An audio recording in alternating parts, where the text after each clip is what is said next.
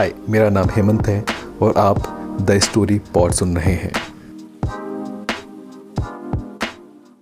इस केस में जो सबसे बड़ा सवाल था वह था सहमति का।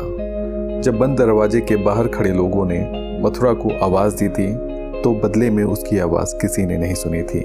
शायद मथुरा ने कोई आवाज़ ना दी हो, शायद उसकी आवाज़ दबा दी गई हो, शायद वह इतनी दूर हो कि उसकी आवाज़ लोगों तक पहुंच ही ना पाई हो। आखिर उस दौरान क्या हुआ, यह दोनों पक्षों के बयानों और परिस्थितियों पर निर्भर करता था। इसका कोई ठोस प्रमाण नहीं था। आरोपियों के खिलाफ चार्जशीट दाखिल होने से लेकर सेशन कोर्ट में सुनवाई शुरू होने तक करीब 2 साल का समय गुजर गया। 1 जून 1974 को देसाईगंज स्थित सेशन कोर्ट में केस की हेयरिंग शुरू होती है। जिस सबूत की बुनियाद पर पूरा केस बनाया जाता है वह था डॉक्टर कमल शास्त्रकार की रिपोर्ट। उनकी रिपोर्ट के मुताबिक 3 महत्वपूर्ण चीज़ें सामने आती हैं। पहली, मथुरा के शरीर में किसी तरह की चोट के निशान नहीं थे। दूसरी, 2 फिंगर टेस्ट की फाइंडिंग के मुताबिक मथुरा पहले से ही सेक्सुअली एक्टिव थी। तीसरी, उसकी वेजाइना या उसके आसपास वीर्य नहीं पाया जाता। हाँ, उसके कपड़ों पर और गणपत के पजामे पर वीर्य के निशान मिलते हैं। दोनों पक्षों की दलीलें सुनने के बाद और जो भी एविडेंस कोर्ट में रखे गए उसके हिसाब से सेशन कोर्ट अपना फैसला सुनाता है। जो भी सबूत पेश किए गए हैं वे आरोपियों को सज़ा देने के लिए पर्याप्त नहीं हैं। उनसे कुछ भी पक्के तौर पर साबित नहीं होता। हालांकि ऐसा लगता है कि मथुरा ने गणपत के साथ शारीरिक संबंध बनाए हों, लेकिन किसी सेक्सुअल संबंध को बलात्कार नहीं माना जा सकता। दोनों के बीच ज़मीन आसमान का फ़र्क होता है। जज को यह भी लगा कि मथुरा ने रेप का जो मामला दर्ज कराया है वह सिर्फ और सिर्फ समाज और अपने प्रेमी अशोक के सामने खुद को चरित्रवान साबित करने के लिए किया है। सेशन जज को इस बात पर भी यकीन नहीं हुआ कि मथुरा के कपड़ों में जो वीर्य पाया गया है वह गणपत के साथ संबंध बनाने की वजह से ही था। गणपत ने अपने डिफेंस में बोला था कि नाइटफॉल की वजह से उसके साथ अक्सर ऐसा हो जाता है, यानी रात में सोते हुए वीर्यपात हो जाता है। हालांकि जज ने गणपत की इस बात को पूरी तरीके से नहीं माना। हाँ, उन्होंने इस बात की संभावना ज़रूर जताई कि हो सकता है किसी दूसरी महिला के साथ सेक्स करने के दौरान उसके कपड़ों में वीर्य के निशान लग गए हों। इस केस में एक और मेजर फैक्टर था जिसकी वजह से केस की पूरी दिशा ही बदल सकती थी। वह थी मथुरा की उम्र। आईपीसी की धारा 375 भाग 6 में इस बात का प्रावधान है कि अगर 16 साल से कम उम्र की किसी लड़की के साथ सेक्सुअल इंटरकोर्स होता है तो वह उसकी सहमति से हो या बिना सहमति से कानूनी तौर पर उसे बलात्कार माना जाएगा। डॉक्टर कमल शास्त्रकार की रिपोर्ट के मुताबिक जब यह घटना घटी तब मथुरा की उम्र 14 से 16 साल के बीच थी। इसके जवाब में कोर्ट ने कहा, मथुरा की उम्र साबित करने वाला सबूत भी भरोसे के लायक नहीं है। फाइनल वर्डिक्ट में कोर्ट ने दोनों अभियुक्तों को बिना किसी चेतावनी, निर्देश या सज़ा के बरी कर दिया। वहीं मथुरा को शॉकिंग लायर बताया जिसकी गवाही झूठ और मनगढ़ंत बातों से भरी थी।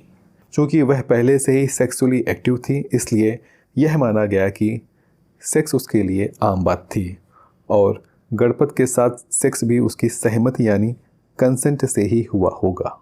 2 साल तक चली इस लड़ाई ने मथुरा को थका दिया। उसकी सारी उम्मीदें अब खत्म हो गई थी। कहाँ वह अपने गुनहगारों को सज़ा दिलाने की आस लगाए बैठी थी और कहाँ कोर्ट ने उसे ही गुनहगार बना दिया, झूठा साबित कर दिया। मथुरा के सामने कई चुनौतियाँ थीं, लेकिन सबसे बड़ी चुनौती थी पापी पेट की।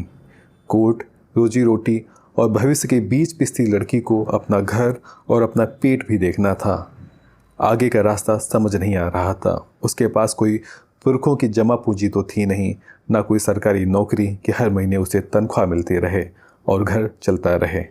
कोर्ट के चक्कर लगाती तो काम पर नहीं जा पाती, भूखी रह जाती।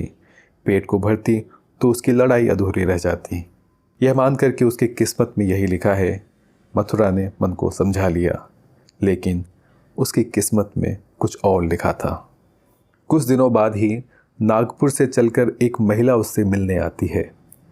केस भले ही बंद हो गया था लेकिन उसके बारे में बातें चल निकली थीं। एक कान से दूसरे कान तक होते हुए ये बातें डॉक्टर सीमा सखारे के कानों तक भी पहुंची। सीमा सखारे एक सोशल एक्टिविस्ट थीं और वे भी पिछले तबके से आती थीं। महिलाओं और समाज के निचले पायदान के लोगों के बीच उनकी अच्छी पहुंच थी और उनसे जो भी बन पड़ता था वह करने के लिए हमेशा तैयार रहती थीं। उस समय वे नागपुर में ही एक कॉलेज में लेक्चरार थीं और साथ ही लोकमत नामक मराठी दैनिक अखबार में मधुमालती नाम से अपना कॉलम लिखती थीं। मथुरा की कहानी सुनने और उसके हालातों को देखने के बाद उन्होंने इस केस के बारे में लोकमत में लिखना शुरू किया। सेशन कोर्ट का फैसला उनके गले से नीचे नहीं उतर रहा था। एक अकेली बच्ची आदमी के बनाए उस चंगुल में फंस गई थी जिसमें आदमी ही अभियुक्त था, वही वकील, वही जज, उसी की दलीलें और उसका ही फैसला।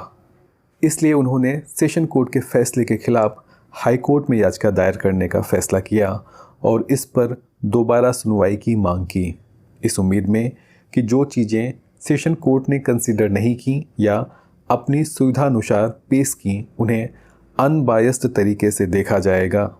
जिस तरीके से एक गरीब आदिवासी लड़की के चरित्र को दागदार किया गया उसके लिए किसी की जवाबदेही तय की जाएगी, ताकि जो लड़की पहले से ही समाज में सबसे निचले खाने पर है, कुछ और नहीं तो उसे अपना हक तो मिल सके। पिटीशन दाखिल होने के बाद बॉम्बे हाई कोर्ट की नागपुर बेंच ने मथुरा के केस की स्टडी की और पाया कि केस की दोबारा सुनवाई के लिए पर्याप्त वजहें मौजूद हैं। एक बार फिर से मथुरा की उम्मीदों को पंख लग गए, लेकिन इस बार मन के किसी कोने में एक शंका भी थी। इस बात की क्या गारंटी है कि हाई कोर्ट वही फैसला नहीं करेगा जो सेशन कोर्ट ने किया। सिर्फ जगह ही तो बदली है, कानून तो वही था, सिस्टम तो वही था। तकरीबन 2 साल तक यह केस हाई कोर्ट में भी चला और 12 अक्टूबर 1976 को हाई कोर्ट ने अपना फैसला सुनाया।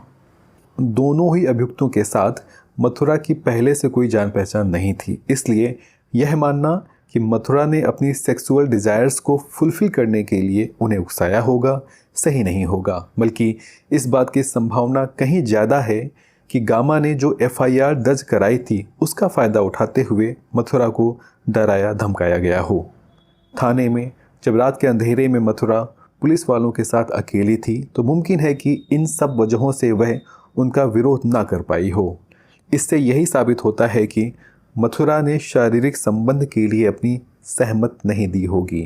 रही बात इसकी कि वेजाइनल पार्ट्स में वीर्य नहीं मिला, तो उसकी एक बड़ी वजह है रेप टेस्ट का समय, जो कि घटना से करीब 20 घंटे बाद हुआ था और यह माना जा सकता है कि इस बीच मथुरा ने नहा लिया हो।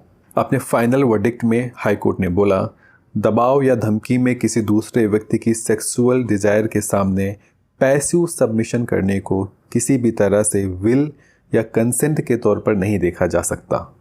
हाई कोर्ट ने सेशन कोर्ट के फैसले को पलट दिया और गणपत, जिस पर रेप का आरोप था, उसे 5 साल की सज़ा सुनाई।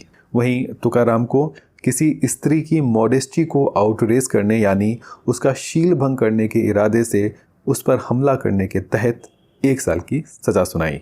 अब न्याय उसे मिल गया था, लेकिन एक हकीकत यह भी थी कि इस सब के बावजूद उसकी ज़िंदगी में ज़्यादा कुछ बदला नहीं। हाँ, उसे इस बात की तसल्ली ज़रूर थी कि उसके अपराधी सलाखों के पीछे हैं। भले ही 4 साल लग गए हों, लेकिन उसकी जंग, उसकी लड़ाई बेकार नहीं गई। हाई कोर्ट ने उसका सम्मान उसे वापस दिला दिया।